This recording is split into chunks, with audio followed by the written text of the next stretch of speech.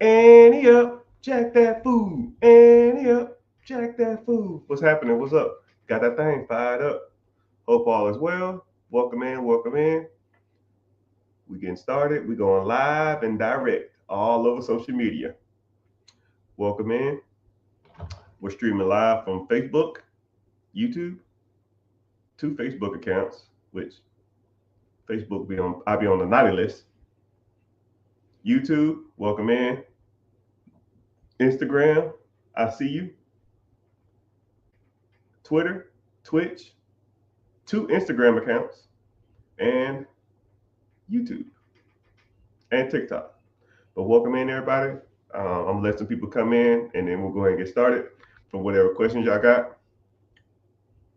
If y'all new here, my name is Mr. Richard. My goal is to be the number one content creator of finances in the world.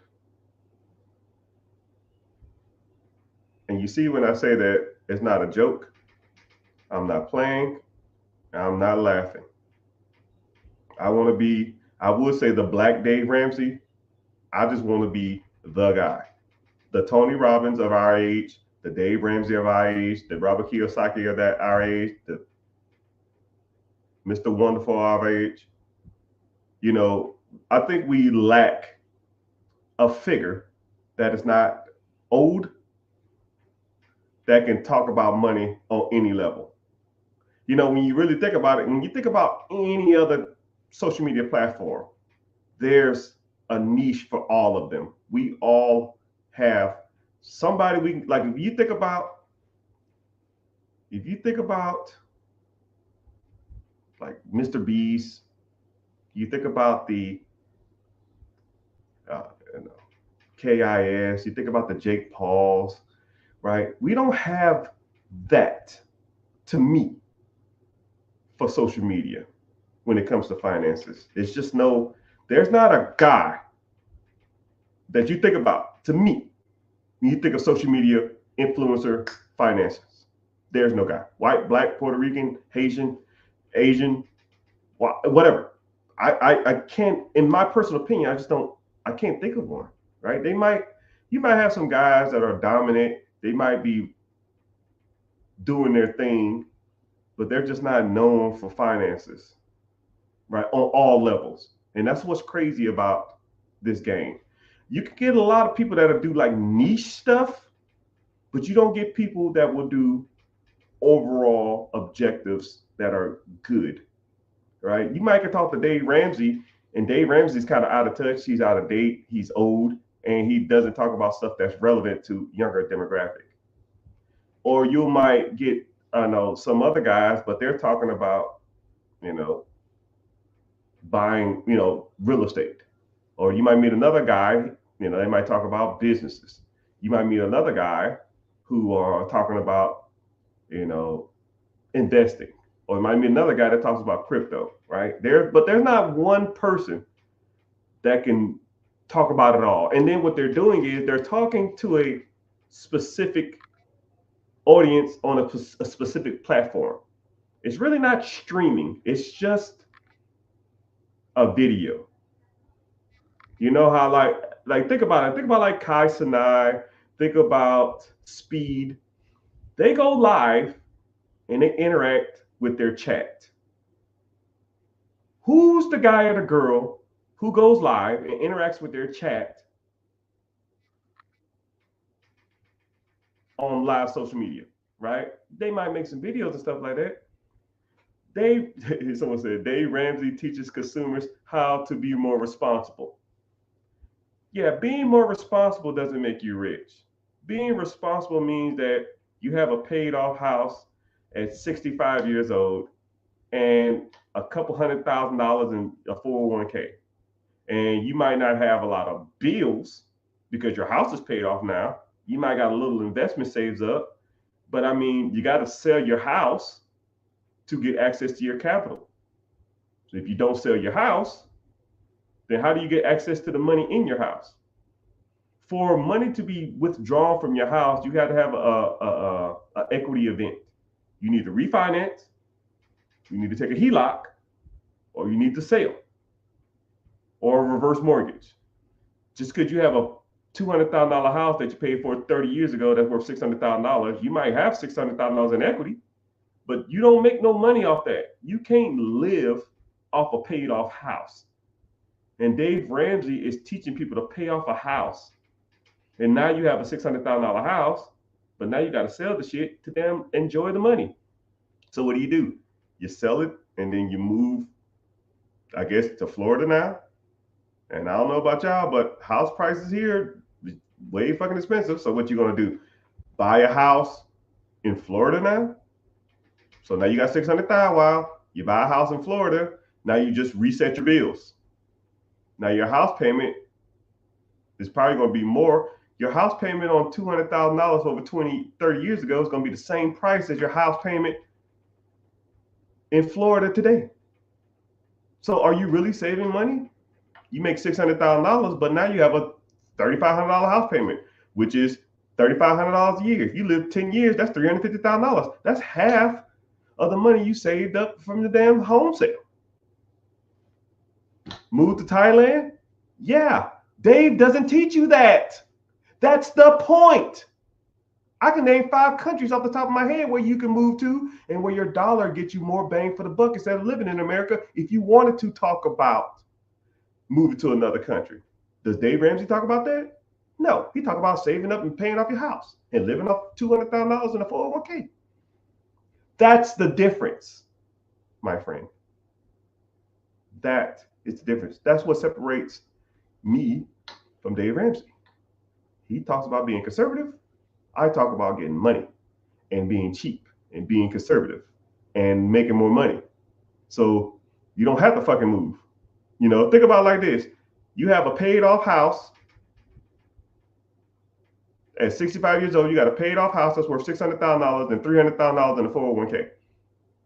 Or when you was 30 years old, you bought a piece of property every year for the next 30 years.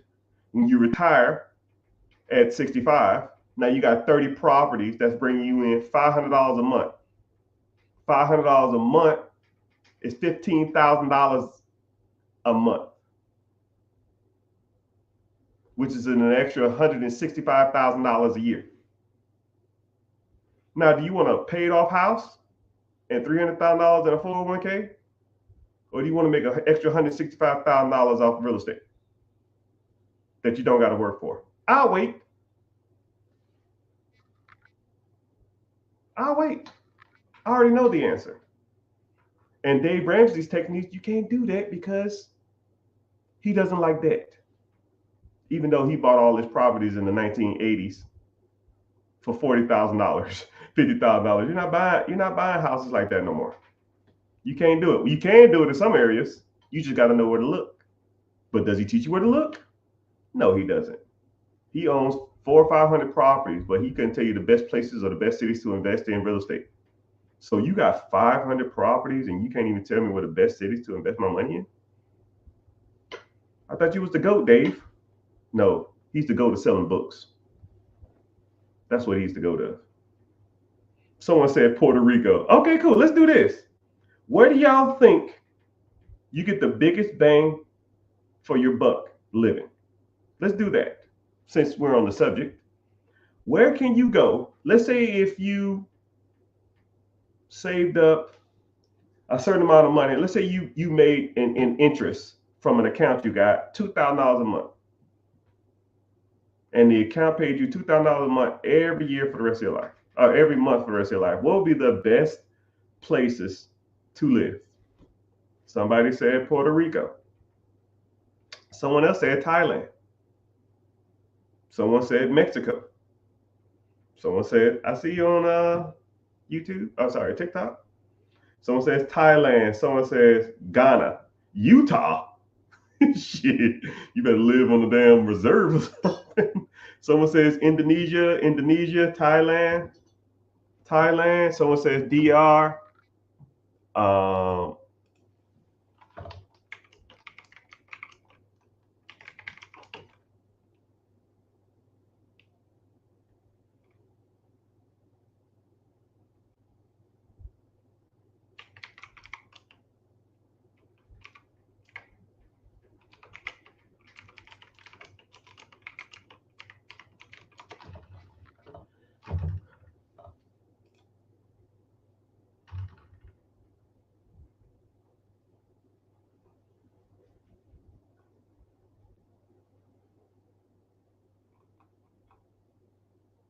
I'm gonna see if I can look some of this stuff up. There is a list that I read in a book. I'm trying to see if I can find it because I want to give y'all the best information when it comes to it. I remember it off the top of my head. So it's a book called The 4 Hour Work Week. If anybody's ever read it before, give me like a dollar emoji or something in the chat.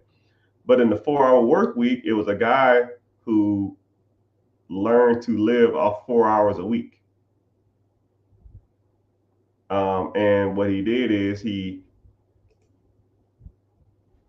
moved around the world and tried to find the best place to live. So, anyways, moral of the story is someone said Vietnam, someone said Cambodia, El Salvador, Philippines, Brazil, DR, Panama, Thailand, Philippines, Mexico. God dang, y'all on it. Haiti, Thailand.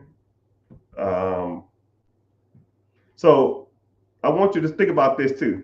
There's a balance between wanting to live somewhere that's very inexpensive and your quality of life. You know, I'll say something like El Salvador. El Salvador is probably really, really inexpensive to live. Now, is El Salvador a place you want to live though? You know, some places like Nicaragua or something like that, it's going to be very inexpensive to live, right? But if I'm walking down the street and I see like drug cartels and stuff everywhere, or some guerrilla militant group driving down the street with like jeeps and guns everywhere, that ain't where you want to be. You know, damn near anything that ends with a stand, I ain't trying to go. Afghanistan, Pakistan, or anywhere that they fight over Holy Land, I am good, right? I don't want to be nowhere near those places. And then some parts of Mexico or South America, you want to stay away from too. You know, but there's, if I had to name them off the top of my head, I can't find the list. But there is a list. If you ever read a book called The 4 Hour Work Week, he breaks down a different book. He breaks down a different list of places that you can live. So from his personal experience, and I know this from experience too, because I've been all over the world, and I've traveled in a lot of different places, and some places are way cheaper than others. Singapore, very, very, very inexpensive to live there. Very inexpensive, right? You can easily live $2,000 over there. Singapore, Thailand, some parts of India, but not all. That's if you want to live in India. A lot of the Pacific Islands kind of get like the Thailands. You can do it. Vietnam, but Vietnam is kind of run down, and there's not a lot of like wealth there. So I don't know if you want to live there. A lot of places in Europe, some parts of Germany, some parts of Italy, some parts of Greece. I know for sure if you're an American, if you understand these words that come out of my mouth, you're more likely American.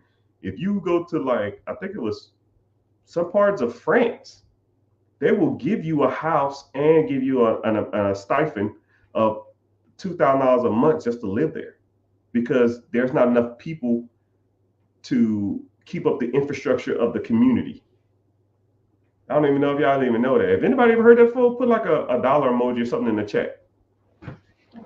If there are countries in Europe where there's not enough, I want to say Iceland too, or Ireland. There's a lot of places. Yeah, Italy. Yeah, there's places in Italy that'll sell you a house for $1 because they want you to take over the infrastructure of their homes, because, you know, once you live in a home, then they can charge you taxes, and no one's living there, so the land makes them no money. It's just the empty houses. A lot of people are leaving those areas because they want to live in like the city. So, you know, America is cool and all, but until you start looking at some of these other places that's out here, you got to really start thinking about the bigger picture of your livelihood. You know, if you can live in a villa somewhere that's, 6,000 square feet, and you have 20 acres of land, you got your own cattle, you got your own livestock, you got your own vegetation. You might be 20, 30 minutes from the city or something. But I mean, is that the life you want? I think a lot of people just need to really sit back and think about the things that they want in their lives and then trying to kind of go from there. And a lot of people don't think of it like that. A lot of people think, someone said it's time to go. A lot of people don't think about it like that. A lot of people don't think that someone said, okay, so here we go. Someone said Australia, Denmark, Zurich. Zurich is a little expensive. Canada, each coast of Canada are way expensive, but the innards ain't not that bad. But it is, the weather is kind of, I mean, I'm not trying to live nowhere where it's freezing cold 6 months out of the year, man. If I wanted to do that, I go to if I wanted to live in Canada, I would just go to Maine, because Maine is relatively inexpensive. Vermont is relatively inexpensive, and you're still in America, and you get the benefits of the nature up there, if that's what you want to do. The Netherlands, they love Black people there. So if you're a minority, they love you. They almost look at you like a celebrity. Like, they're just like, in Germany too. If you ever get a chance to go to Germany, they almost look at you like they've never seen. They love your accent too. And I'm like, what accent? I just talk regular. No. You talk you just have an accent. I'm like, all right, whatever, man. But you never know until you start going up there. But yeah, I'm kind of on a. If you decide to live in a country, where would you live for the next 5 years? Yeah, let's do that. If you could live Serbia, I don't know. Serbia that's like close to Russia or something. I'm good, man. Screw that Russia stuff.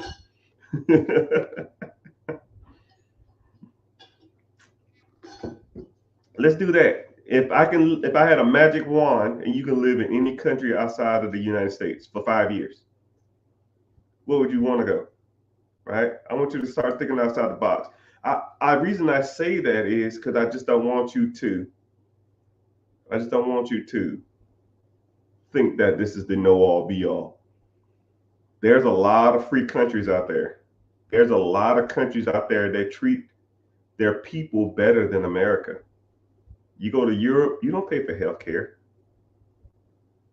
Right? It's all universal. It's all prepaid. You pay your little $2 copay, and then you get whatever medicine you want. Pharmaceuticals is not ridiculously expensive. Someone said, I bet Ukraine is fairly cheap nowadays. Shit, I bet it is. I'm good. Costa Rica would be nice. I don't want to live on an island for so long, though. I've been there, done that. That shit gets boring. Right? But if you can live anywhere in the world, Australia, Denmark, Canada, Germany, Singapore, Thailand, there's tons of places to go and visit. There's a ton of places that would treat you better and treat their citizens better than America. Right? We're not the know all be all. And we actually don't even lead the world in a lot of things. Actually, I think, you know what America leads in statistically? The top 3 things. We only lead in 3 things. Let's see if anybody knows this. America is the greatest in 3 things. Someone says crime, gun violence. You're on the right track. Racism, yeah. Someone said military spending. Someone said alcohol, drugstores, opportunity. Hell no, it ain't no damn opportunity. Oh, man. Incarceration. Y'all on the right track. I'm a U.S. vet as well. Appreciate you, sir. What was your FSC? What was your job? I did 22 years in that hellhole, and I'll never go back. Entertainment, no. It's Uh,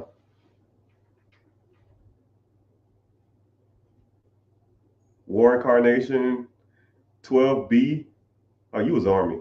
Boo, stealing. No, number. I want to say okay. It's incarcerations. Okay, America leads in a combat engineer. National debt. Oh no, there's way worse other countries than we do, man.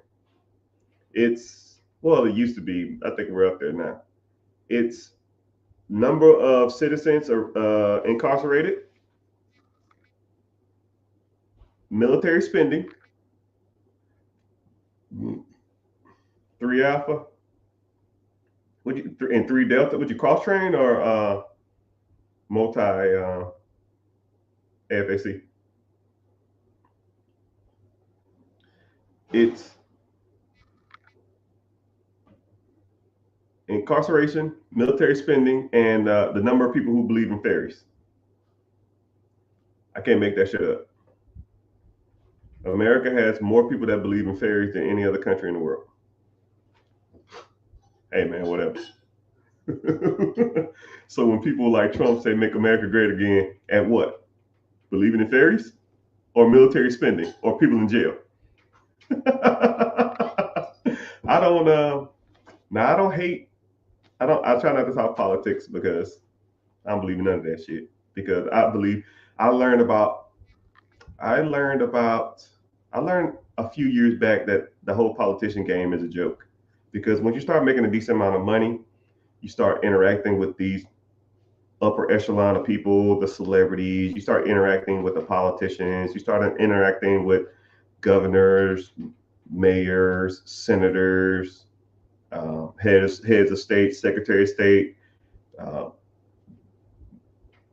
joint chiefs, and all kind of stuff, and even the vice president and presidents. You start interacting with these type of people, and you realize that it's all a show. It's so it's a big joke. It is a big joke. But hey, whatever. What the hell do I know? It is a joke. But I think I was talking about that earlier too to somebody. I said that how like you know like once you start, I don't know, man. I give you the greatest example. It's politicians is like WWF or wrestling. I'm gonna go old school because I'm just an old school guy. Like Hulk Hogan comes out and he gets the microphone. He says, "Hey, Ultimate Warrior or Stone Cold Steve Austin, I hate your guts. I'm gonna kick your ass when I see you. You are an idiot. You're the dumbest person I've ever met. I wish you'd talk trash to me." And then Stone Cold Steve Austin music comes. You hear the glass breaking, and here comes Stone Cold riding his like little scooter down to the ramp, right? And then Hulk Hogan runs out the ring, and then he grabs the mic and he says, "Yo, you're an idiot. You're dumb too. I hate your guts. I'll kick your ass." And then like Hulk Hogan gets in the ring and they stand off and square off. And then here comes The Rock. Rock got to jump in and give his little 2 cents, and then they're fighting, right? Then they all go at it, right? It's a three-way match. And the bell goes off. The first one that gets pinned or something like that wins. And they just fighting for an hour. And then you're entertained. And then one person gets pinned. And then there's the fucking show, right? And then, hey, the Hulk Hogan won, or the Rock won, or the Stone Cold won. And then after the show, they go backstage and they say, "Oh man, that was a good pin, man. I got, I actually lost a little consciousness at like 10 minutes in, but I stayed in there." I said, "Yo, man, I noticed you was slipping. It's all good. How your family doing?" They doing good. How your wife doing? Okay, cool. I'll probably see y'all later on. I'll come over there this weekend. All right, that's fine. And then I actually went to an event when I met a lot of wrestlers and I was backstage because my best friend his dad was a wrestler. And I went backstage and these guys are talking to each other like they're regular people. And I was like, what the fuck is going on? You said last week that you hated his guts. And y'all over here talking about going to dinner together? This is bullshit. I was mad as hell. But it's the same thing when it comes to politicians. They hate each other on that stage. But as soon as they get backstage, they're damn near BFFs. Let's go get a beer. Right? And then this is what's so crazy about it. Politicians or wrestlers, whenever they retire, they'll sit there and talk to each other about how, like, they'll go back and talk about the olden days, like the Rocket, like the Undertaker's retired, and all these other bigger wrestlers are retired, and they'll sit and talk to each other on like a forum or something. Hulk Hogan's retired, and Ultimate Warrior's retired, and they'll sit there and talk to each other like they're BFFs, and they'll talk about, oh yeah, I remember I came out there and you was talking about pin me, and I was like, nah, man, I can't pin you yet. We ain't been on here too long, and they'll be talking about how, like, it's just fake. The only difference is they talk about it. Politicians don't. That's the only difference, right? But I don't like talking about politics because I started losing people in the group. But just know it's all a joke. All of it's a joke. You can be, all of that shit is bought, and right. And then I just said this earlier. Let's like, I read this book a while back. I kind of talked about it a little bit earlier. I read this book a while back. It was called, I think it was A Rise and Fall of the Western Civilization. And it explained how, like, politics back then during the Roman Empire age would, a lot of the things that they do then are incorporated or indoctrinated in today's modern society.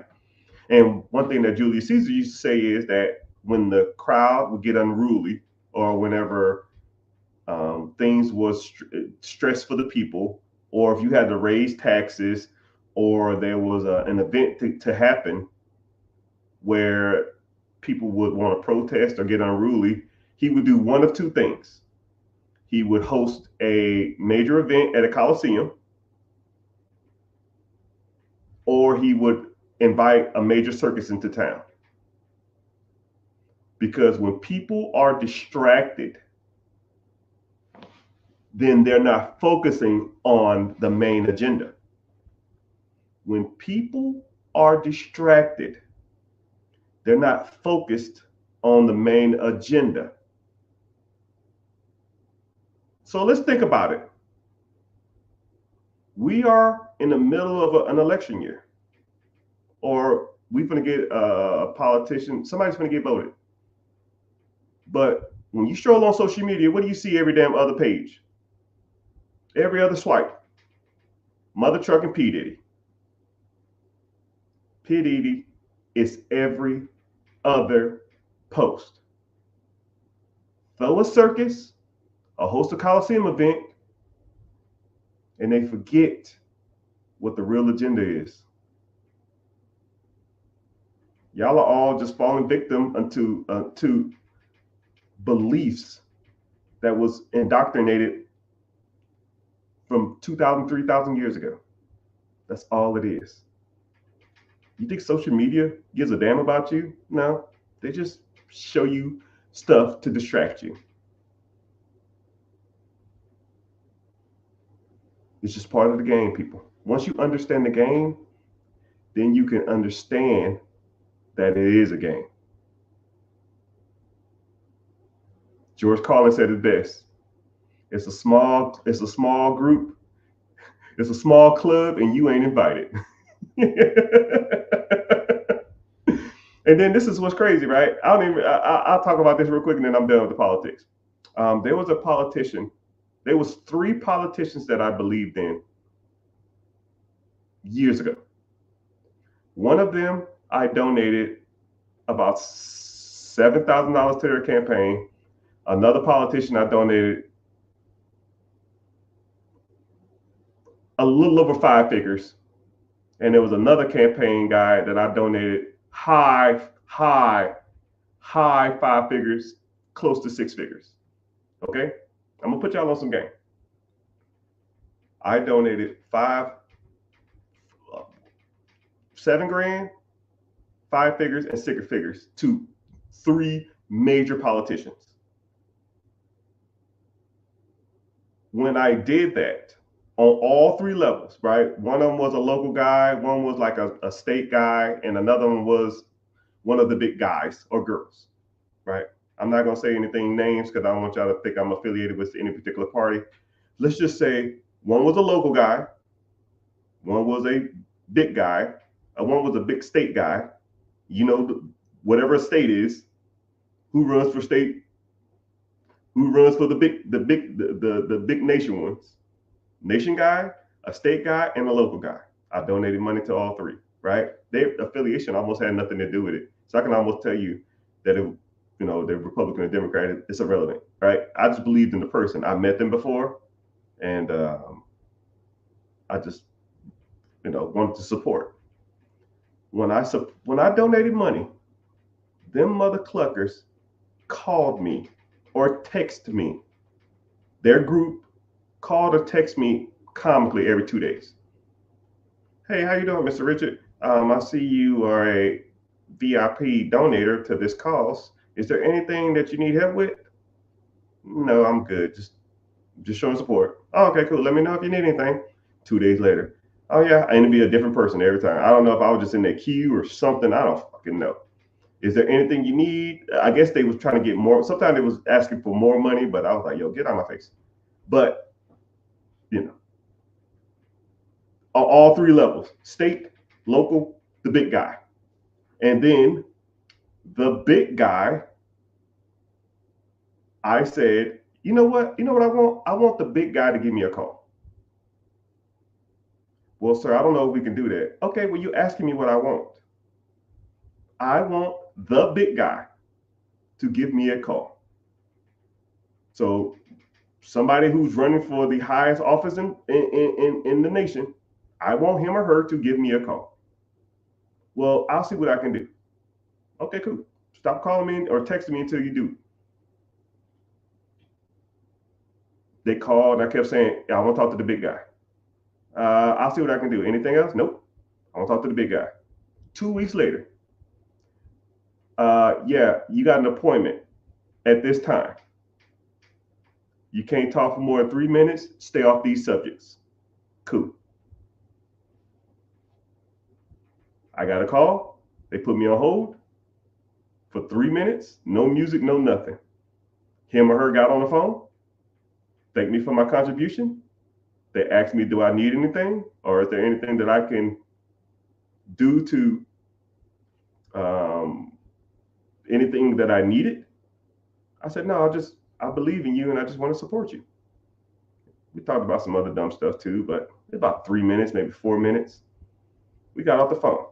Now, I contributed, we'll say 100 grand to a politician. And I got a call from the guy for 100 grand. Say if you gave 10. What if I gave him $100 million? That's why that's just a joke. You can buy a phone call from somebody.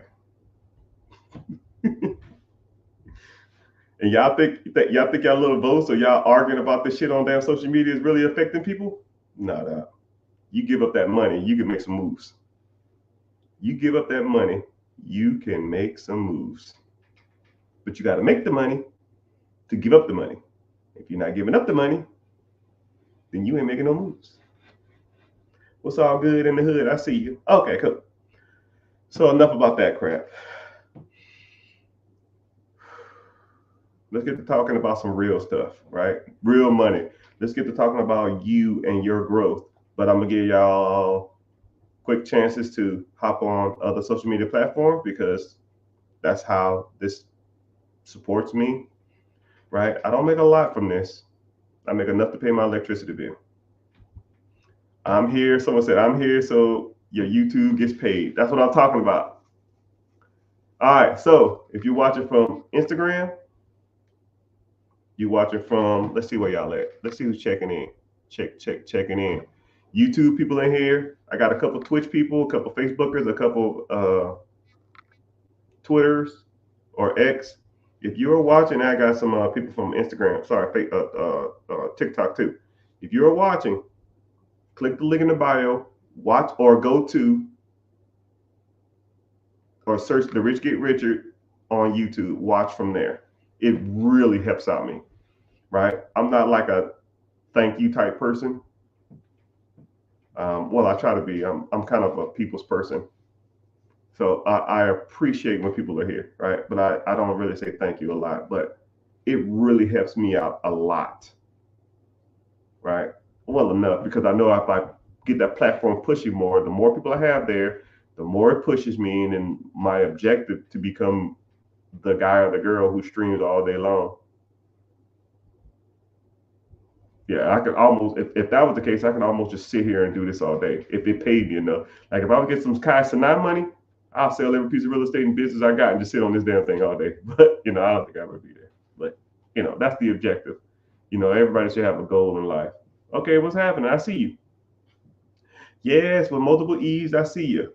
Supporting black businessmen, just support, period. Right? I try not to look at it from a like minority or a female or male perspective. Right? I don't care. I support whoever needs to support and who's ever trying to affect or change the outcome of the modern day thinker. I think that's what's the main objective. Oh my gosh, you're live. I've been trying to reach you for so long about your extended warranty. Man, I thought you were about to say something fun. Say something for real. And also, too, somebody said join the free class. Yeah, I got a free class coming up this Wednesday, 9 p.m. EST. Links in the bio. Takes 10 seconds to sign up. Go there, sign up, and come to the free class. But someone say podcast. I need to do a podcast. One thing about me is that I can fill voids of time fairly easy. I don't need to be fed. I don't need to be guided. I just talk. Sometimes I might come off a little rambling. Sometimes I feel like I'm rambling, but I try not to. But appreciate you for being here. But I see what you're saying. What's up? Can me and my wife move to Mexico with $2,000? Uh, this is what you do. Like I said, there's a book called The 4 Hour Work Week, and in the 4 Hour Work Week, an individual said he had a certain amount of money, and he wanted to move out of the country, and he wanted to live off his interest. So this is what I would do. If you had $20,000, this is what I would do. One, if I had 20 grand and I wanted to live out the country, I would learn. I would own a business, real estate, and or get a job that I can work remotely. Okay, you ready? You thinking? You hear me out? So the job that I work remotely, it doesn't have to pay a lot. It's just a job that I can do for a couple hours a day, 3 hours a day to make me enough to live there. Now you got to think about it. Your cost of living in one of these countries, Thailand, Singapore, Bali, Mexico, any of these places like that, your cost of living is going to be cheaper. So you don't have to have a job that pays you that much. You might can even do something like customer service that's remote. You don't have to be like some IT specialist or like I'm a coder or all this other kind of crap. You could just have a general you can have a general entry level remote job. As long as you have good Wi-Fi, you can good Wi-Fi, good internet, and good cell phone service. You can work one of those jobs. And then let's think about it. Let's say if your cost of living in America is, I don't know, 70 grand or some shit. Let's say if you move to Mexico or something like that, you move into like one of these places in Mexico, now your cost of living is reduced to 25,000, but this entry level remote job is paying you 30,000. So now you're making $15,000 more in access to live probably near the water or even on the water in some of these countries. And then also, the 20 grand you have, you probably can put it down on a house there, right? Probably in a lot of these countries, their cost of living, that they do a lot of owner finances because don't really have like traditional banks and stuff like that. So you probably can put a lot of money down on, you put probably some of that money down to buy a house. Then also you got to take consideration too is that there are a lot of jobs in those countries that cater towards Americans. Like think about it like this: if you wanted to teach, let's say if you got a part-time job tutoring kids how to teach English in Mexico. Let's say a kid charges you $20 a session. $20 for an hour session. You teach 3 kids a day, that's $60. You teach 5 days a week. That's 60 times 5, that's $300 a week. 300 times 4, that's $1,200 a week, a month. That's $15,000 a month on top of $15,000 a year, plus the call center job you got that pays you 30. So now you're making $45,000 a year. And let's say your spouse, you said you was married, let's say if she's got a little job down, like a local restaurant or something like that, and it might not pay a lot. Let's say she's making $10,000 a month or $10,000 a year. Now you're making $55,000 a year, but your cost of living is only 20 grand, remember? So now you're making 3 times more than what the cost of living is. So if the cost of living in America is $60,000, but you're making 3 times as much, that's the equivalent of making $180,000 in America. I think most people could live comfortably or not really comfortable off $180,000 a year in America. So if you're making $180,000 in America, it's the equivalent of $60,000 in Thailand, Singapore, some parts of Mexico, Bali, some parts of Germany, some parts of Italy, some parts of Switzerland, some parts of the Netherlands, and all those other kind of countries. So think about it like that. And I honestly, and I'm not trying to tell you what to do your research before you go, but you can almost just, if I was super serious about it, I'll just pick a date and I'm out. Fuck this place. Save up some money, get enough to live off of for like 6 months, find the best place to live, the best cost of living, and bounce. And just go for it, right? If it don't work out, just come back to America. Who gives a fuck, right? I mean, lost and found. You found the job you got. If you lose it, you get another one, right? Let's say if I fired everybody on this app right now, right? What do? Sit and pout, complain, bitch? No, you find another job. Lost and found. You lost that job, you find another one. It's the same thing. You go to Mexico or Thailand or Bali or any of these other countries you want to live in. Find a job there. People work all over America, all over the world. Okay.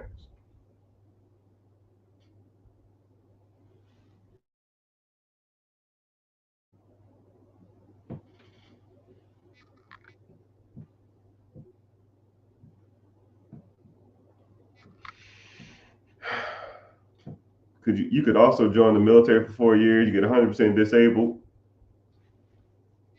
which makes $337,000 for the rest of your life. Yeah, yeah. Do 4 years in the military, but you won't be guaranteed 4 years in disabled. You won't be guaranteed 100% disabled, but Don't at me, $1,000,000 baby.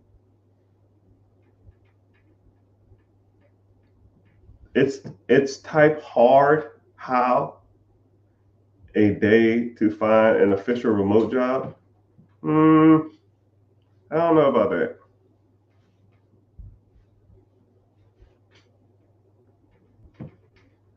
I mean, there's a lot of people that need jobs. I mean, there's a lot of people that need filling. Nobody wants to work. If you really wanted to work, you can find jobs. But people don't want to do the work. And when they do work remotely, they're like half-assed and they don't want to put in the time. Right? Or just buy a whole bunch of real estate, save up your money, and start buying smaller properties. Well, think about it. Let's say if your cost of living is $2,000 a month. let's say a rental property. I mean, let's think about this. You bought a rental property, the profit, let's say your mortgage is $1,000, but you rent it out for $1,500. That's $500 profit a month. Okay. If your expenses to live in Mexico, wherever you want to live, is $2,100, well, let me buy 5 properties. And those 5 properties will pay you enough to live in that country. And then you take the money you got, and then you still try to do the remote stuff, or you get a local job there. And then you get, teaching jobs and stuff there too. So you can do that too. How can I attain money to buy real estate? Well, welcome in. That's one of my specialties. All right. You got a few ways you can raise money or get capital for a down payment on anything. I'm going to go to the traditional route, which no one likes to talk about. You can raise money from friends and family. Right? But if you like most people, your friends are probably just as broke as you. Right? Your family probably ain't got no money either. Or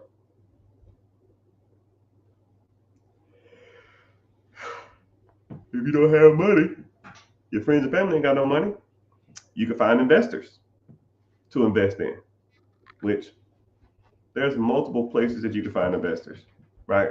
Am I going to get into it now? Not really, but yeah, you can find multiple investors, all right? I'll put you on this game. You have what's called an accredited investor or a non-accredited investor. A credited investor is somebody who has $1 million net worth, who makes over $250,000 a year. A non-accredited investor is anybody who doesn't make anything over $250,000 and has a net worth of less than $1 million. So when you are talking to an individual and you're trying to get them to invest with you, if they're non-accredited, you can't ask them for money. But if they are accredited, you can ask them for money. But the SEC, the Securities Exchange Commission, has a really gray area on what a friend is. So if you interact with an individual and before you talk about money, you establish rapport and you establish a friendship prior to you asking them for money, then you can ask a non-accredited investor for money. Okay, so for example, I don't know y'all name. I'll pick a random person here. Hey, Mr. John, how are you doing? I'm doing great. How are you? I'm doing great. Can I get on a phone call with you? I just want to, see how your day going and seeing what's new in your world. Okay, cool. Hey, Mr. John, how you doing? You doing good? Yeah, I'm doing great. Okay, cool. Where you from? I'm from Africa. Shit, me too. What part? Djibouti, right? Yeah, Djibouti's beautiful this time of year. Blah, blah, blah, blah, blah, la di da di da. Do you golf? Yeah, I golf too. We should hang out and golf.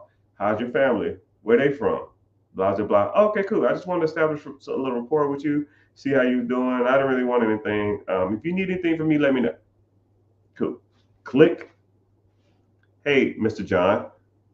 We had a great conversation, man. We talked for like an hour about random stuff, and I thought it was really interesting. Just thought it was pretty cool and just saying hey, and I enjoyed talking to you. Click submit. Now we're friends. Hey, Mr. John, what's happening? What do you do for a living, just out of curiosity?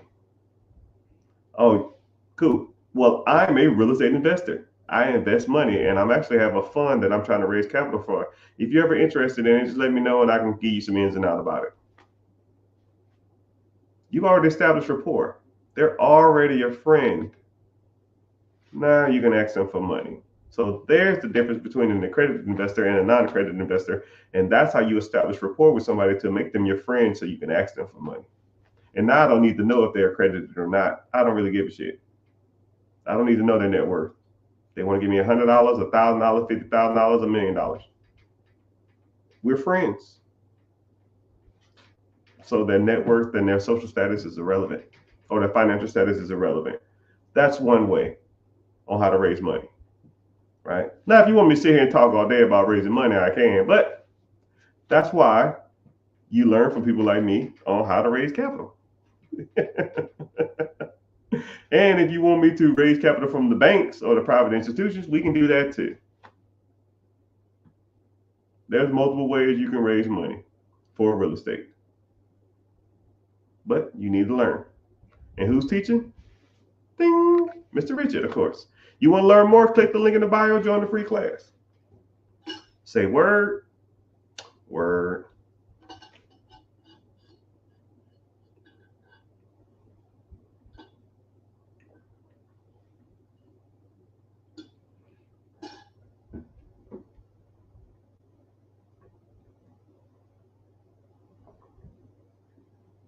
Someone said friends and family. Yeah, they broke.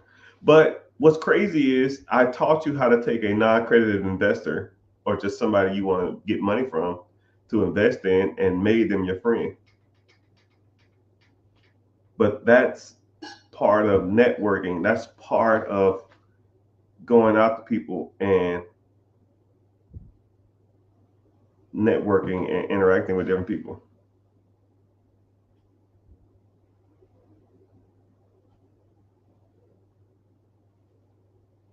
See, just like somebody in the chat asking for money.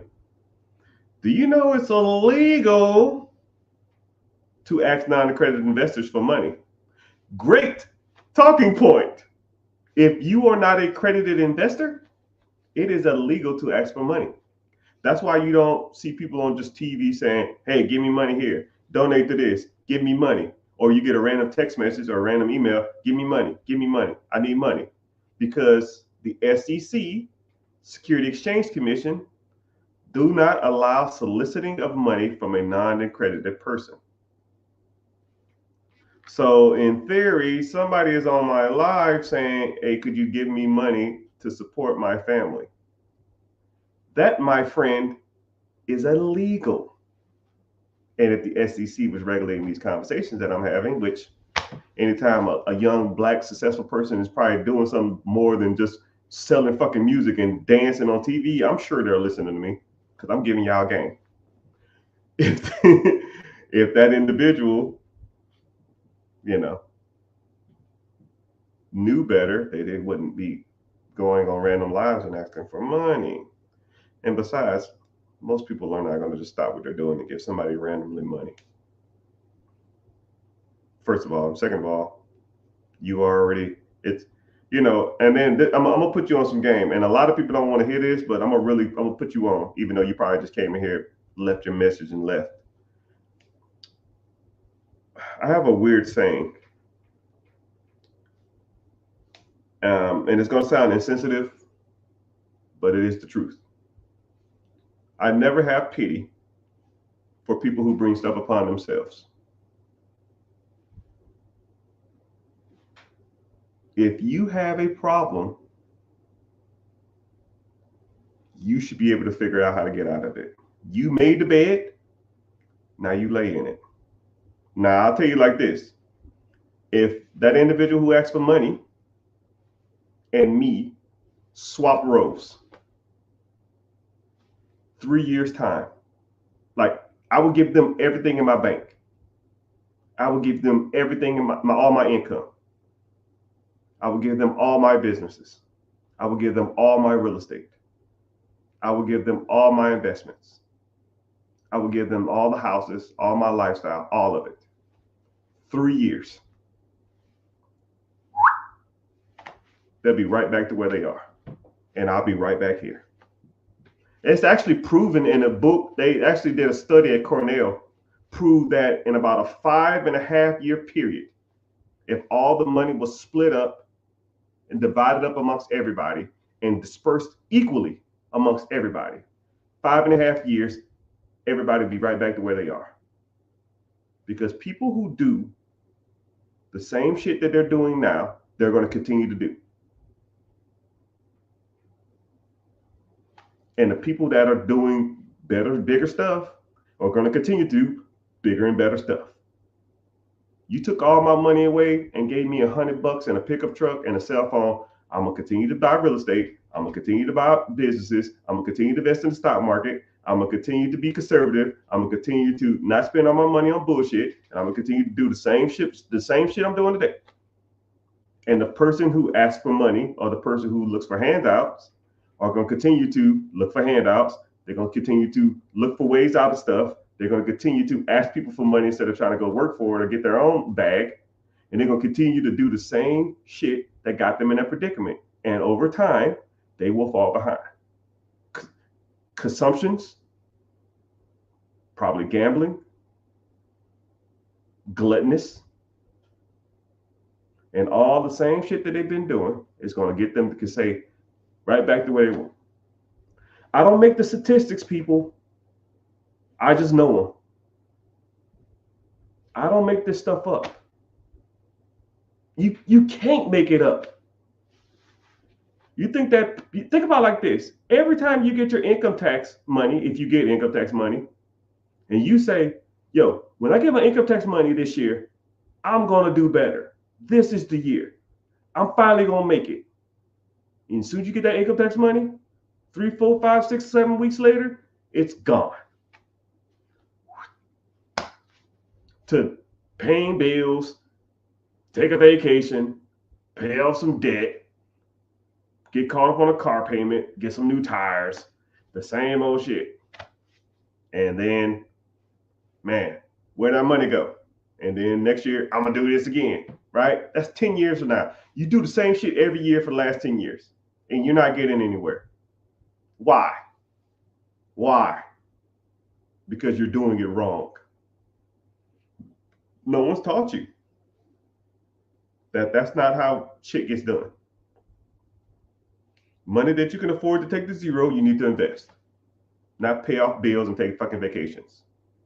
Or get your kids Gucci and Louis and Fendi and Prada or the latest basketball shoes or the latest, you know what's crazy is?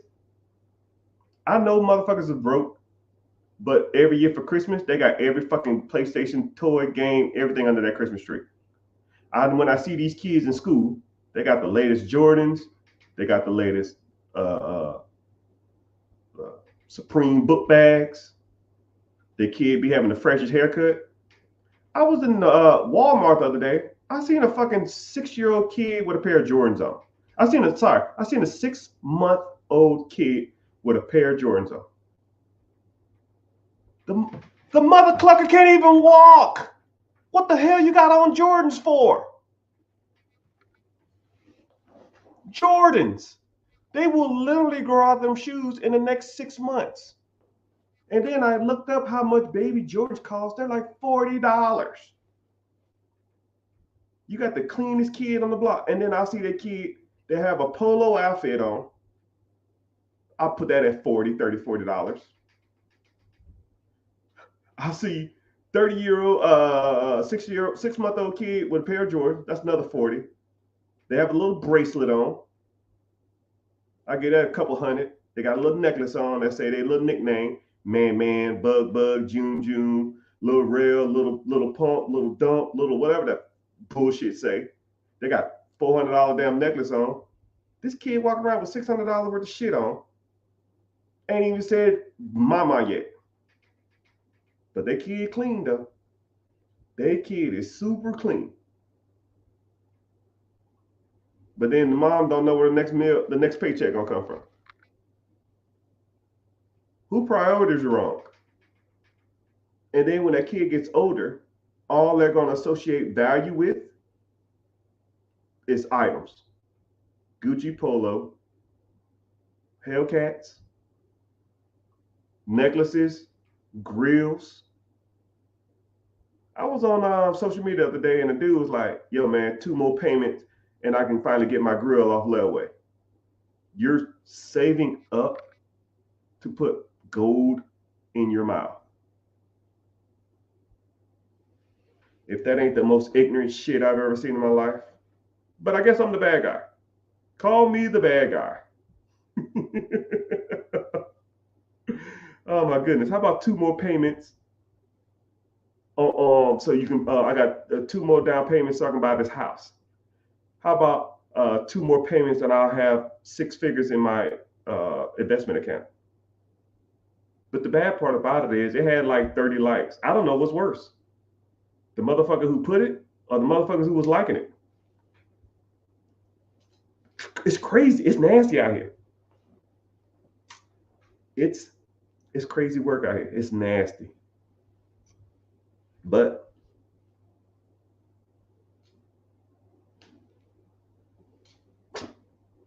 people don't want to hear it. People don't want to hear it. People want to live their lives, feel like they can do everything they, try to live to impress other people, and feel like that's what success is. Looking like you got money.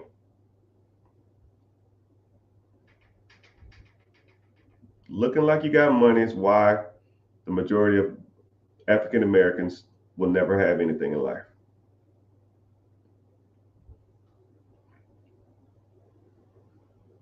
The bad part about it is, this is what's crazy. And I'm gonna put you on like a mindset about myself. I try not to talk about myself a lot, but I have to dress presentably, or I have to present myself on a decent level just for people to even listen to me. Because heaven forbid I put on just a regular T-shirt and a backwards hat and have like a scruffy beard, no one will even listen to me. But yet, a lot of people can do that shit. Other cultures, they can do that shit. No one even gives a damn. There's a guy that I know on social media who has millions of followers, and he wears sweatshirts everywhere he goes. Sweatshirts and backwards hat, white dude, millions. And he's been doing social media less than about a year and a half, millions of followers. Sweatshirt, backwards hat, because people listen to his message regardless of what he says. Black people will not even acknowledge you until you present yourself in a decent manner before you even listen to them. So I got to dress up just for you to even listen to what I'm even saying. And then when I do say stuff, people criticize me the whole fucking time. I don't want to wait 30 years to be rich. I want to be rich tomorrow. Have fun at work. I don't have time for ignorance.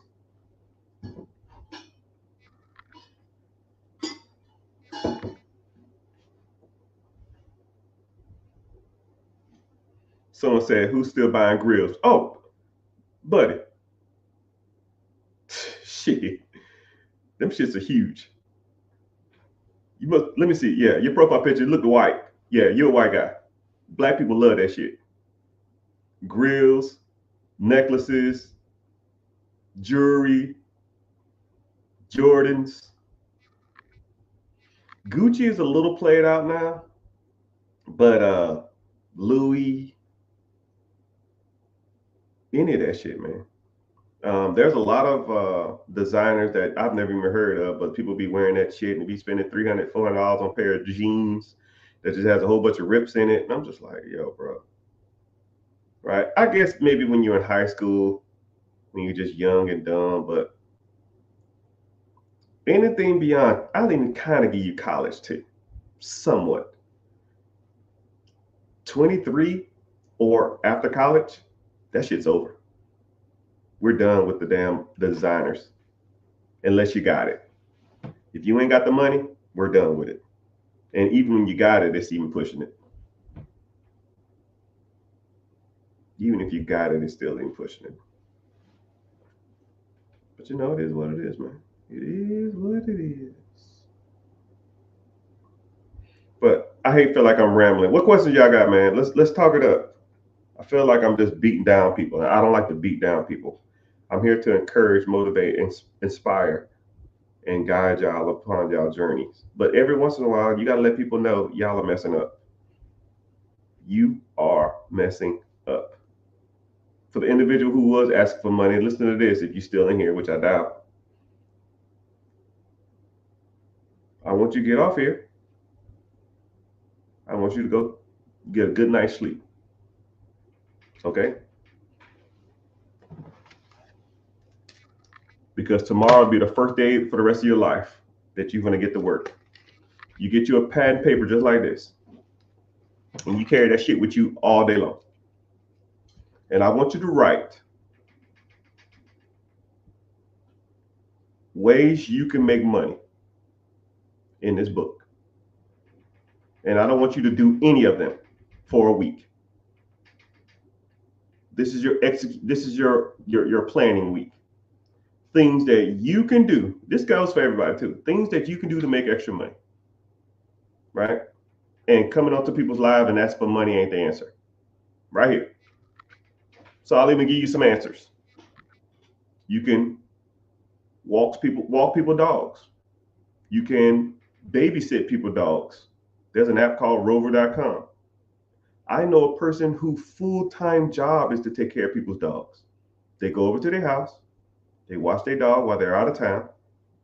They get paid $300, $400, $500, $700 a week just watching people's dog.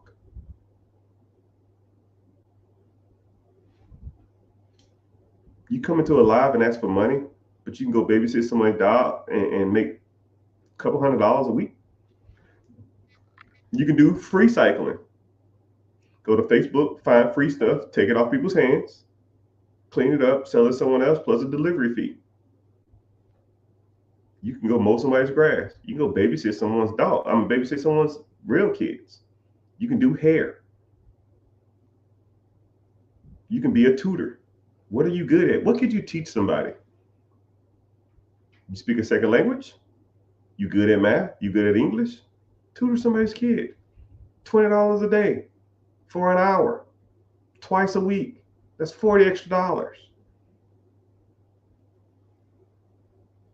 which is $160 a month.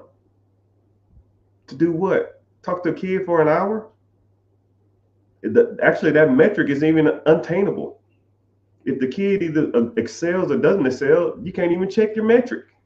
There's no check. You just do the best you can. You know, do you want to have a yard sale? I'm sure you got a whole bunch of shit in your house that you probably don't need no more. Hell, they can produce $300 to $1,000. You asking for money, there's $300. Do it this week. But I want you to come up with the stuff, right? Because when people are given the information, they don't execute on it. When you come up with the information, people typically hop on it. You come up with ways to make money. You write it down. You feel like things that you can execute in your lives, right? Do DoorDash, do Uber, Lyft, do Uber Eats. I don't give a shit. There's multiple ways to make money out here, people. Instead of coming on people's lives and asking for money.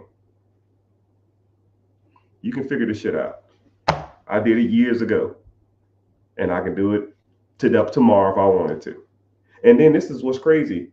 I have a mentorship group or a coaching group, and we have a forum, and I broke down multiple different ways to make extra money. And what I said to them is, I said, this is what I'll do. I'll even stoop to this level because I make a decent amount of money, right? 6 figures a month, easily.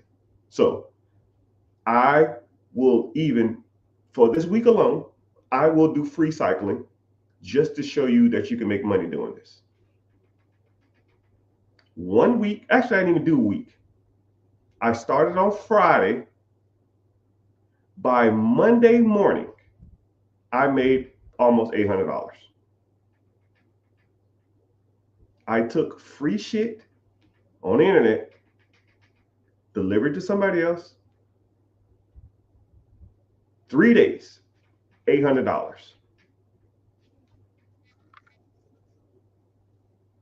One was a TV, a dishwasher and a wash and dryer,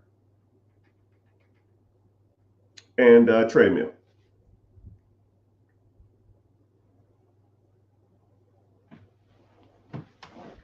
I charged $50 to deliver it, and I got it all for free.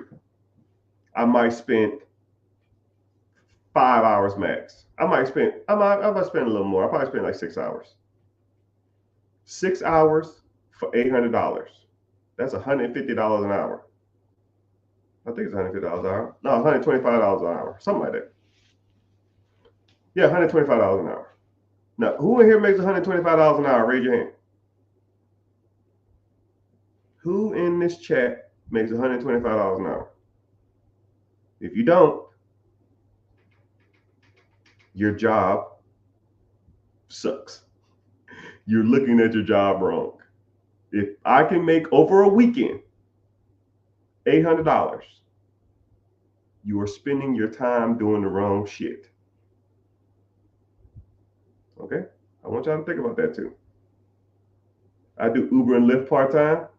Cool. How much you make? If you won't mind me asking, I'm just curious, right? Because I like to throw those out there because I like people to see other people doing stuff, especially if it's part-time. And then I will say this too. What are you doing with that extra money? That's when the rubber hits the road. Right. I had a good friend who was doing flipping. He had, I don't know where he got them from. Some crackhead sold him 4 brand new 70-inch TVs for $400. And he sold them for like $500 a piece. He made almost $2,000. But he took all the money and spent it on rims. Someone said I make $250 a day off Uber and Lyft part-time. But an individual just came in my live and asked me for money. Don't ask for handouts, ask for a way out. You can teach a man how to fish, or you can give a man a fish. And I don't give fishes, my guy. And back to what I said originally, I have no pity for anybody who brings stuff upon themselves. I don't do handouts, my guy. Get off your butt and get to work. I did. You can too.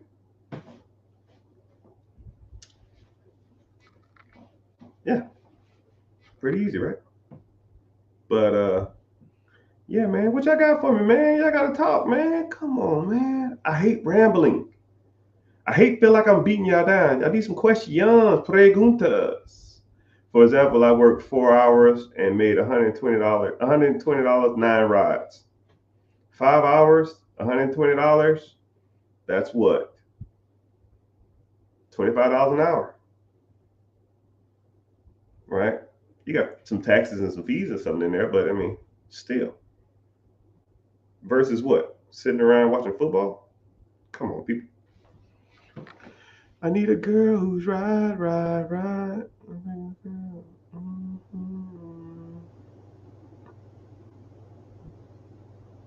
Oh man, that was a dude. I thought you was a girl asking for money. I almost felt bad. You a guy? Oh hell no. Man, I give no man hands outs. You have everything in the world to do. You have every opportunity in the world to get ahead. Now, if you was a woman and you was in like a home for like abuse or like neglect or something like that, or your parents kicked you out, cool. I kind of give you a little leeway. A grown man asking for money, man, you don't get the hell out of here with that. Hell no, I'm good. If someone else wants to, you got it. Yeah, I almost felt bad. I thought it looked like in the profile pic, I thought it was a girl. That's a grown ass man. Man, hell no. Someone said, have I ever heard of the Jewish Financial Bible? Yes. Um, Not the Jewish Financial Bible. There's a guy who talks about it on social media. His post always gets deleted. Look up the Jewish, is it the Jewish Financial Bible or the Jewish Financial 10 Commandments? If you watch that, that's pretty good. Like it's like indoctrinating from Jewish people to learn these 10 rules about Jewish people, how like they always help each other, they always take care of each other, they always give back to the community, they always lifting each other up, they're always investing. It's nuts. It's such a good mentality to have, and a lot of people don't think like that. I want to invest, but I don't know where to look to start to look. Yeah, you in the right place. That's what we talk about here, my guy.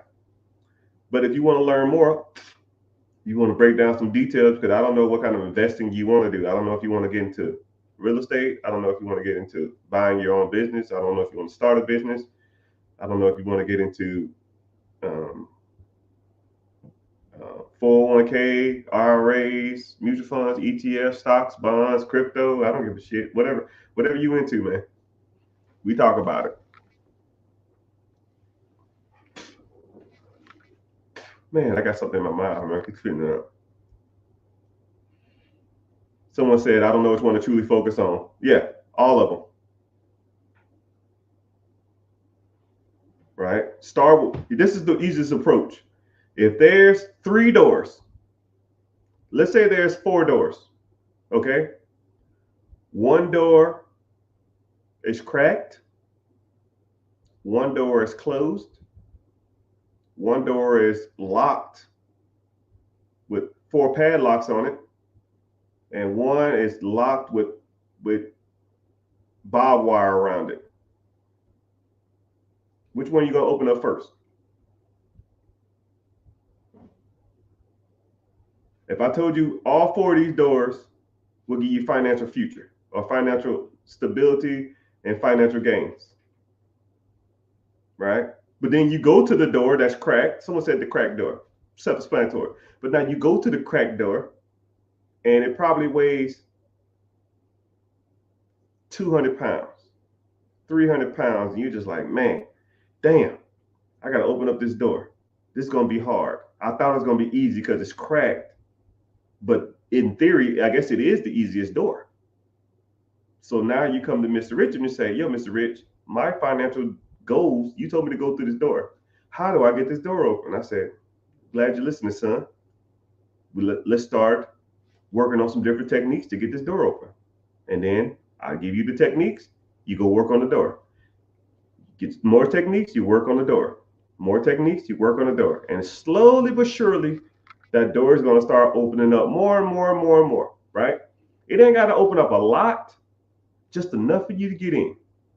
And once you get in the door, and then you'll see, wow, I'm in here now. This is crazy because now I see a key. Then you're gonna walk to the end of the room, you're gonna grab the key, and now while that door is open, you're gonna go to the next door. Only thing that was restricting you at the other thing, the door was just closed and the door was locked. But now you got a key. Man, you say, hey, Mr. Richard, you think I'm ready for this door now? I say, well, you got this far. Let's take the next step. Now you open up that door and it's going to be just as heavy, but you know how to move a heavy door because you've already worked on that. See what I'm saying now? If you're tracking, you're picking what I'm laying down. So now the door was locked, but now the door is not unlocked. But now you already know how to move a wedged door. And then you get in that door, and now you can see in there, now there's like 3 more keys and barbed wire cutters.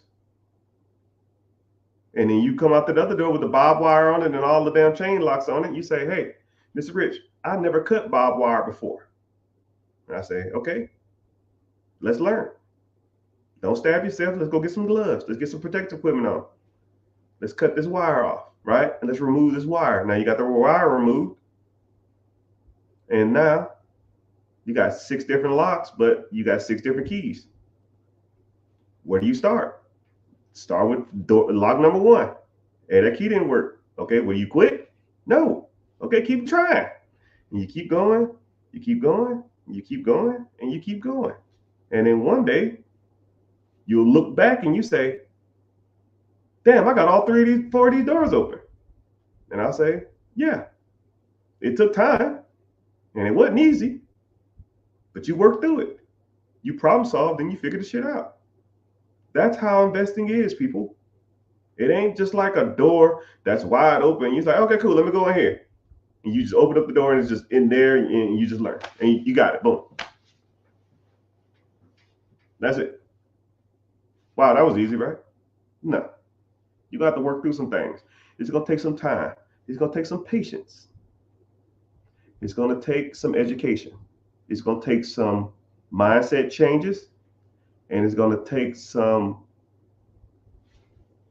things that you need to sacrifice in your life. Right? And then maybe you'll look back and be like, damn, I got all 4 of these doors open, but hell, that took me a year. Or man, I got all 4 of these doors open and it took me 2 years. Right? But to have all the tools, the knowledge, the game, the access to capital, the access to businesses, the access to real estate, the access to funding, everything you need, and you had to sacrifice a year of your time to get all that stuff. Was it worth it? Of course it was. But a lot of people don't want to put in the work. Some people say, oh, the door's cracked. They push on a little bit and they say, oh man, that shit's heavy as hell. I'm good. And they bounce. I don't give a shit. That's on you. All right, cool. Whenever you're ready to come back, come back. Yeah, man, I'll be back. I have to do some things now, but I'm kind of busy. But when I get a chance, I'm going to do it. Never see these motherfuckers again.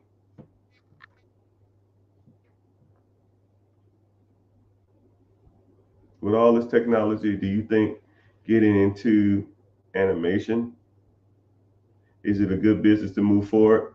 Yeah, I guess so. But I'm kind of old fashioned, man. I like to buy stuff that makes money. Right? I don't want to get into something where I got to dump money into it. It's about as simple as it gets, man. I want you to hold out. You don't have to physically do it, but I want you to hold out both of your hands. Right? And this is about the simplest analogy as possible. If you can't process this analogy, right, maybe I'm not the guy for you. Hold out both of your hands. When money comes into your account, okay, say you went out and worked 40 hours this week and you made $2,000. I don't fucking know. Now, that $2,000 is going to go somewhere, right? Somebody said on here they live in check to check. Some people say they ain't got enough to live by. There's not enough to make money. Hold on, I'll even quote what the individual said. Hold on, let me get there. Someone said, I have a job. I'm just underpaid and I live check to check. Okay, I'm literally reading that quote. I have a job, but I just live check to check. Okay, when your check comes in,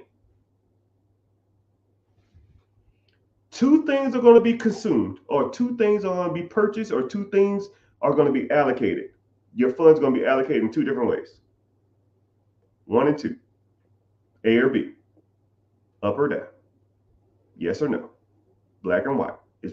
It's not, there's no middle. It's either one or not the other. Things that make you money or things that take money out your pocket. There's no gray. There's almost no neutral. When you get your paycheck, let's say it's $2,000 a week, or let's say $2,000 a month, or $2,000 a year, it don't make a difference. When you get your check, is money going? When you buy something, is that thing you buy or consume or use or purchase, whatever analogy you want to use to where your money goes, is it making you money or is it taking money out your pocket? Making money, taking money out. And if the majority, let's say 100, you get a $2,000 check and $2,000 of your check, someone said I live check to check, is all your money you make buying stuff that doesn't make you money? If the answer is yes, you are, for lack of a better term, and I try not to cuss because I try to be respectful, but sometimes cussing puts a lot of emphasis on stuff that normal words can't. You make $2,000 a month, and all $2,000 a month goes to nothing that makes you money. You are fucking up.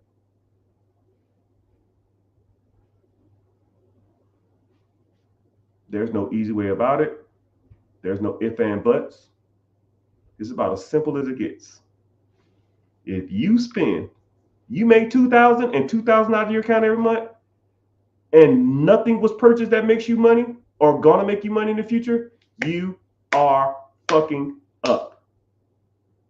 Well, my car makes me, no. And this is the easiest definition to understand. If you stopped working, right? Take that $2,000, $3,000, $4,000 income you make a month, a week, a day, or whatever the fuck it is, take it away. Does your car put money in your pocket or does it take money out? Well, it helps me get to my job. No. We're not going to do that. Does your car put money in your pocket or does it take money out?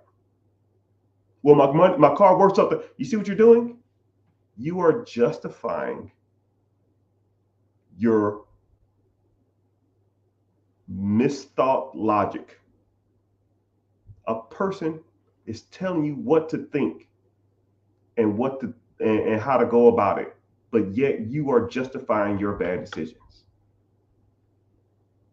If you stop working, does your car put money in your pocket every month or take money out of your pocket every month? If the answer is yes, then that was a bad purchase.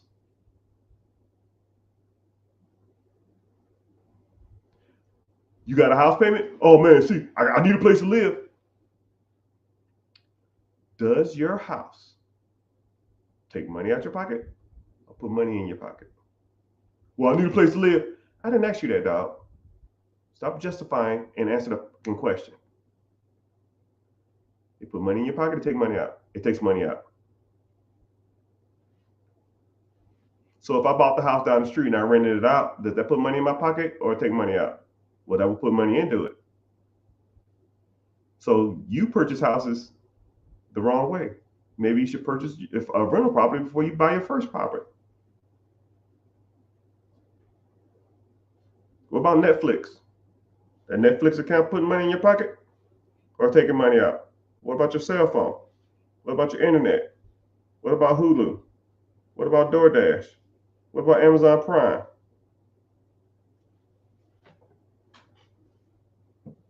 Man, I can do this shit all day.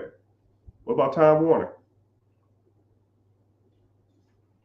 What have you purchased this month that puts money in your pocket? If the answer is nothing, you are messing up. If you ever wanted to know, I'm somewhere in the range of about 70 to 80 grand, about 60 to 70 grand a month of investing. About 70 grand goes into investment accounts a month for me. This is not a game, y'all. This is not a game.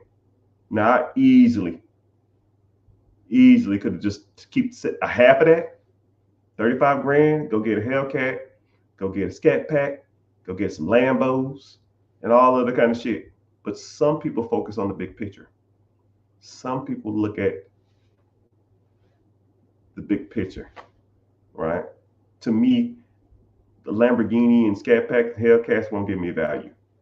When I walk into rooms and people know who I am and they respect what I'm saying because I have a significant amount of money, that brings me value, not things. When I'm known as the number one content creator of money because I'm sitting on a net worth of $100 million, self-made, homeless, living in the car, no silver spoon, no handouts, and I'm lining up public speaking events every day for the rest of my life. That is value. Educating people on a small scale, even the 100 people I got in here now, to 1,000 people crowd, that gives me value. That's why I do this. Not to impress people with silly little vehicles. Think bigger, people. Think bigger. Think bigger. Because no one gives a shit about your little BMW competition.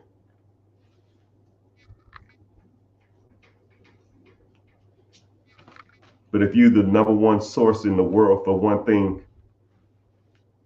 when people utter certain things, and the first person you think about is that individual, that has more merit than a car, to me at least. When I say streamer, who do you think of? That's where you need to be.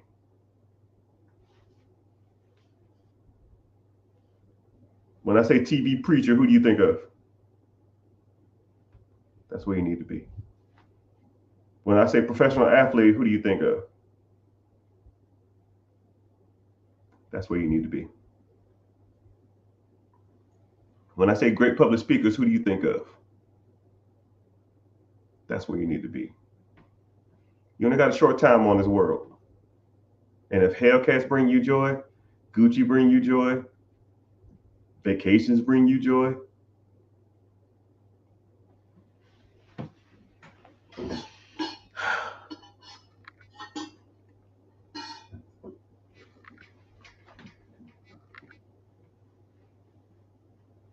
I guess. Just some people think of bigger pictures, man.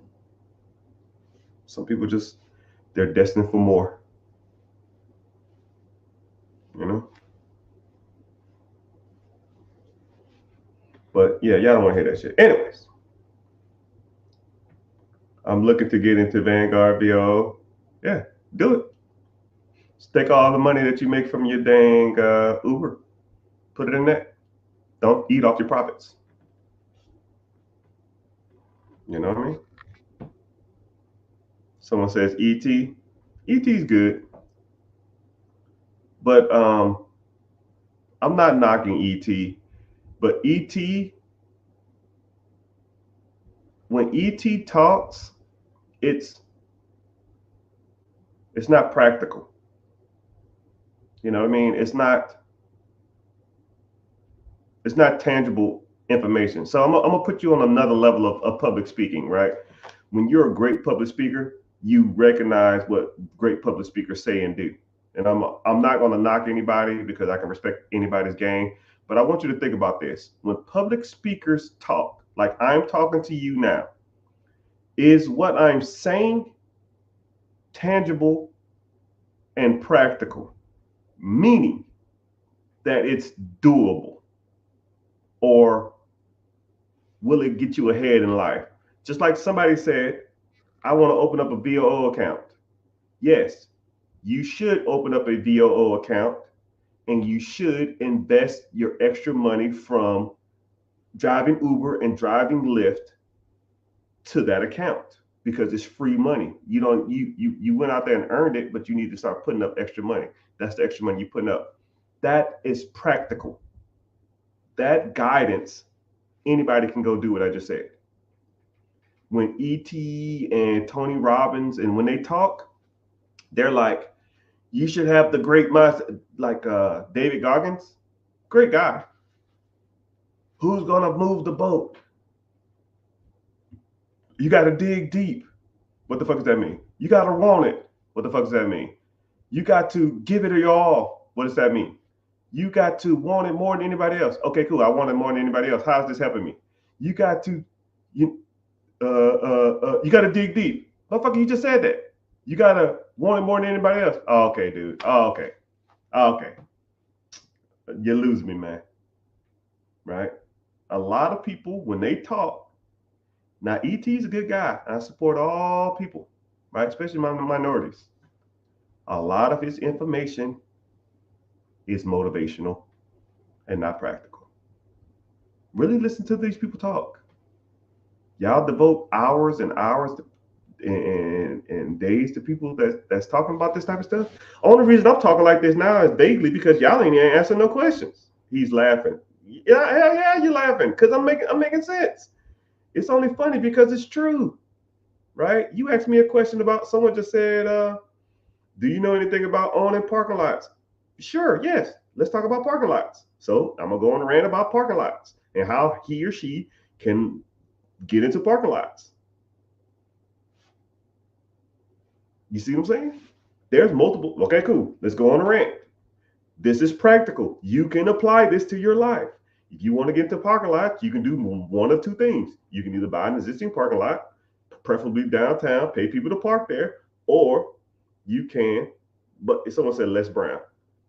Les Brown is good. However, Les Brown is not practical. I'm telling y'all, start listening to these people when they talk. They don't give y'all the game. They just give you motivation. They just give you motivation. And then you hyped up for a week, 2 days after you go to the event, 30 minutes after you listen to it, and you're right back at your job doing the same dumb shit. But hey, what do I know? Someone said, okay, it's cool. Let's talk about parking lots. You can do a parking lot, you can build one, or you can buy one. You know, if I was getting into parking lots, what I would do is I would go to my city council meetings and I would listen to whenever they're talking about where they're going to damn either gentrify or they're going to allocate funds. Let's say, hey, there's this rural area that's coming and we are going to build um, some rest stops or some trucking areas in this area, or we're going to devote a lot of money to like a little strip mall or something in this area. We're going to devote $50 million, $100 million. Okay, if people need a place to park there, or if there's a lot of people, if they're building a lot of, if they're going to do like strip malls or a little center and stuff like that, or a library or a school's going to get built there, people are going to want to live in those areas, especially if the school is they're dumping money into those cities. So now you got the people who are buying in those areas. People want to buy houses.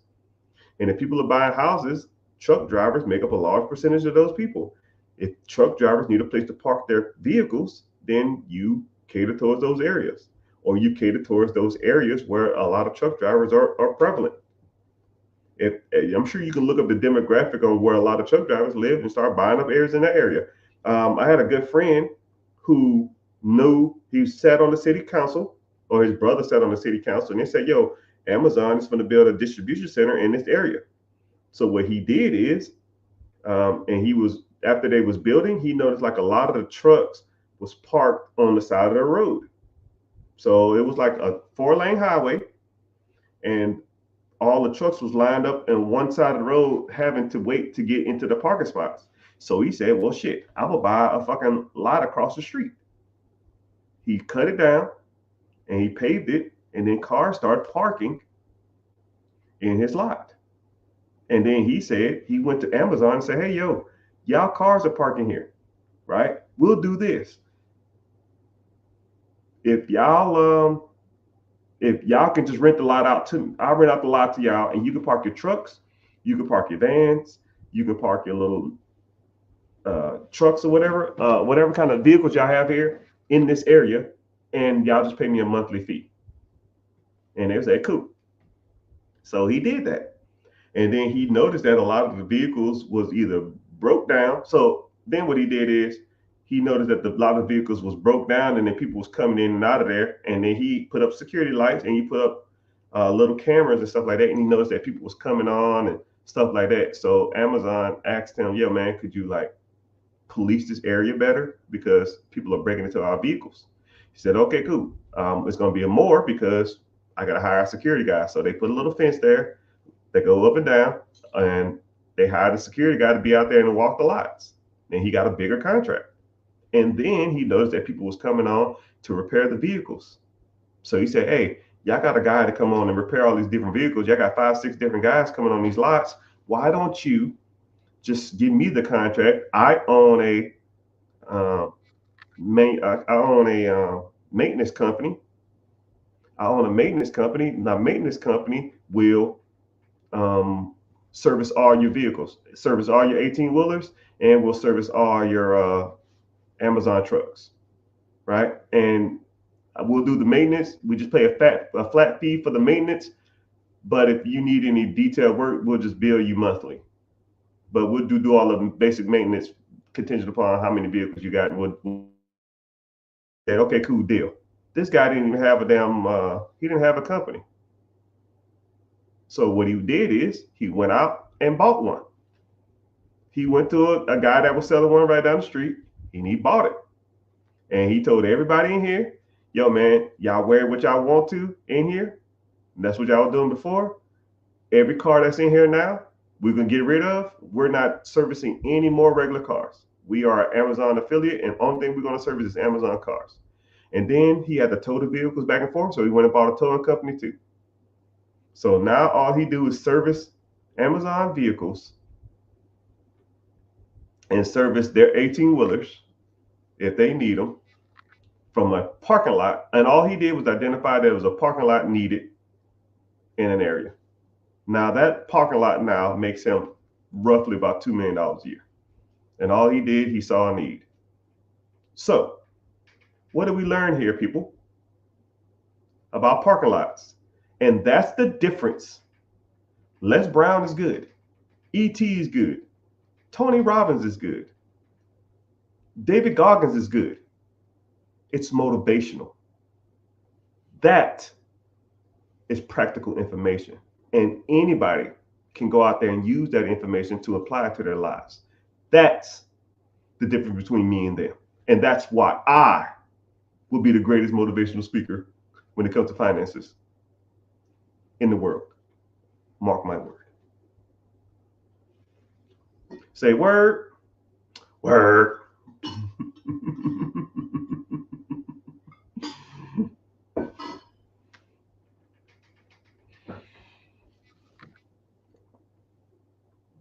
Someone said, would you need an LLC?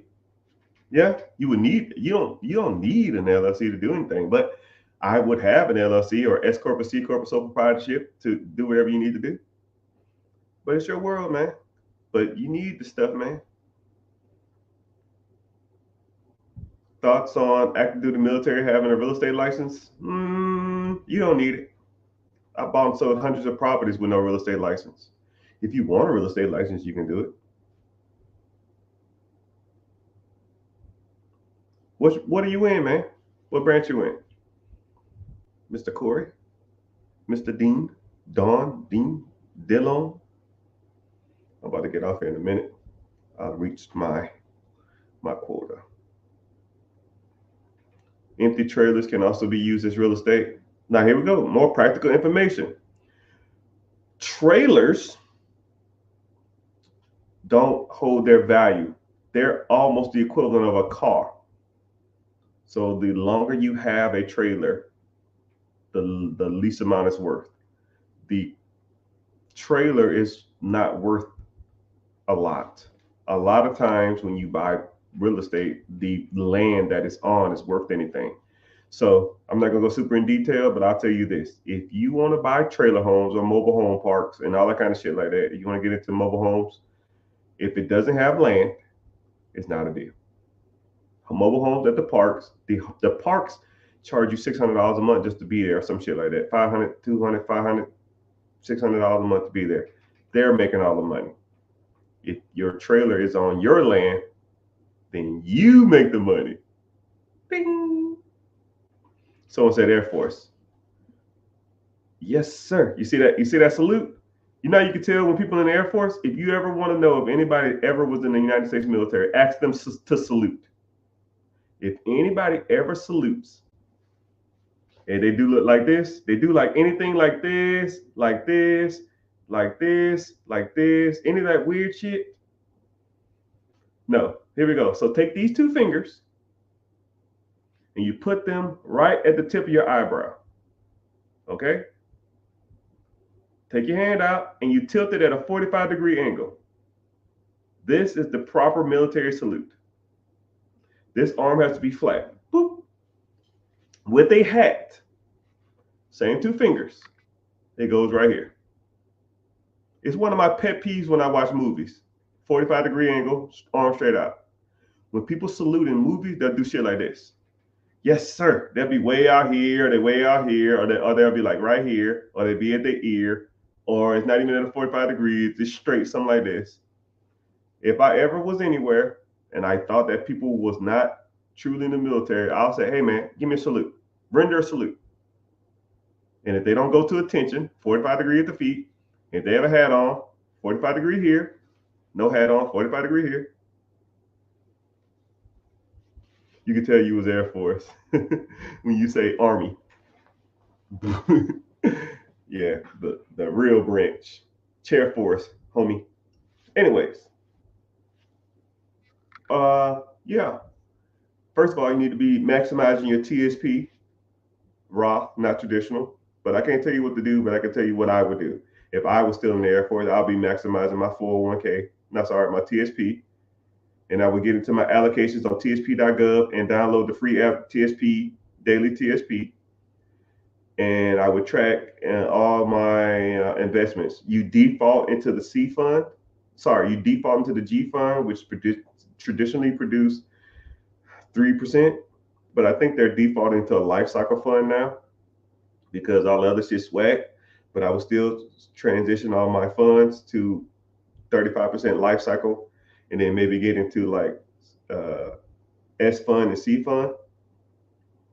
They do 4% match on 5% allocation, which is pretty much 80% rate of return on your money. If I gave you $1 and then you gave me 80 cents out of that dollar, then I'm making money. So why not do it? And then you can borrow against your TSP too at a 2.5% interest rate.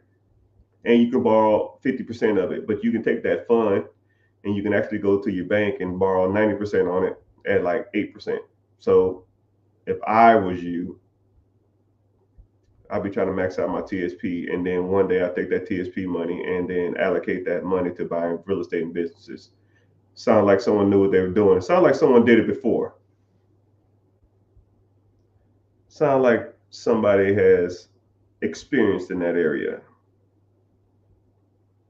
And sound like somebody will never work for another person again in their life because they made some smart decisions with their Air Force allocations.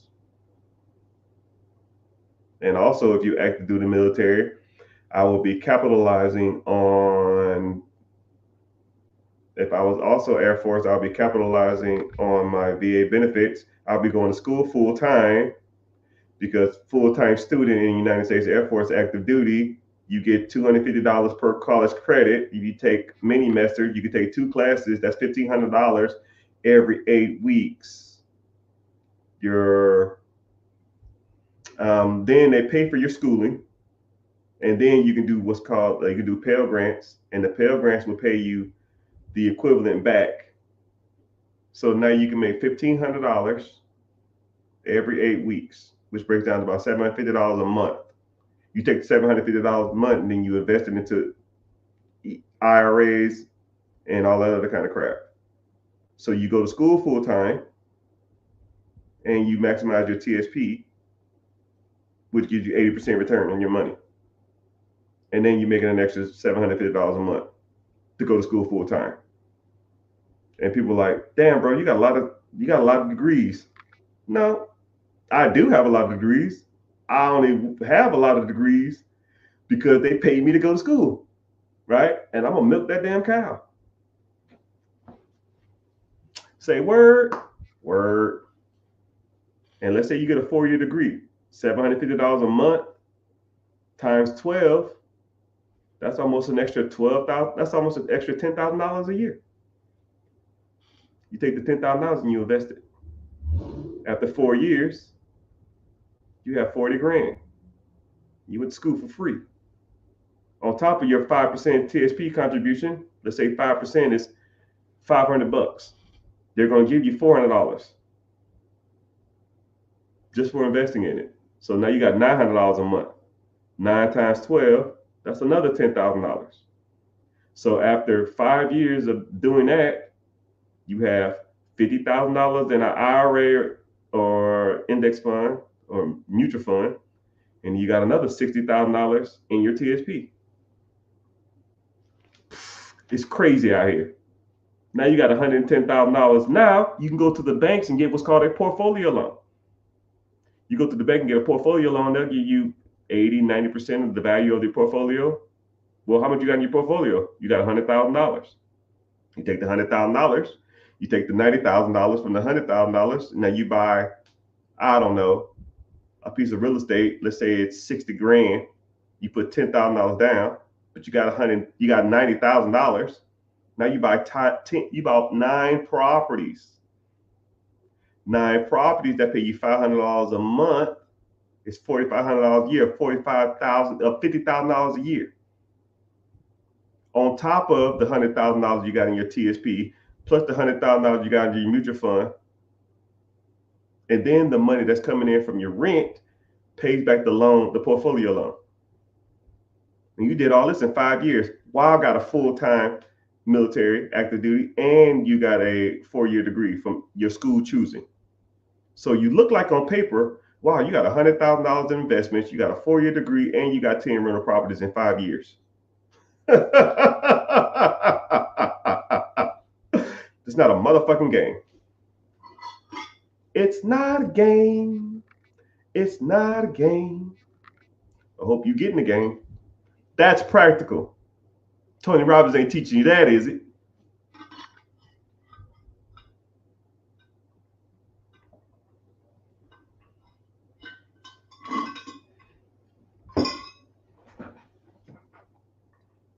But it's been real. It's been fun. It's been real fun. I wish I could sit here and talk to y'all all day, but I can't because time is money and I get no money for being here, except on YouTube. If you're following, make sure you're following on YouTube. If you newer here and you find like value in any of this stuff, please make sure you're following. Click the link in the bio, join the free class, right? This stuff that I teach y'all for free ain't even a smidget of the stuff that you'll get. If I give you value for free, practical value, not some of that bull crap, Tony Robbins crap, like that motivation, dig deep, find it within. Dude, that shit's sometimes garbage. It has its purpose, but for the most part, it's not that practical. But if you find value in this stuff and you're entertained and you want to learn more about these processes and these systems, click the link in the bio and join the free class. We're giving out the game. You just got to want to take it. Hope to see y'all there. And if not, oh well. Maybe it's not your time, but I'll be here. Because like I said, I'm going to get on these lives and give our game and hook y'all up until I am the #1 guy or girl in the world at this. About simple as it gets. Simple as it gets. But hope you find value in this. Make sure you like and following, and see you on Wednesday. If not, oh well. Don't make me no difference because I already got mine. I gotta get mine, but you gotta get yours. I already got mine, but it's time to get yours. I gotta get mine. I gotta get yours. I gotta get mine, but hey, you gotta get yours. Later, dudes.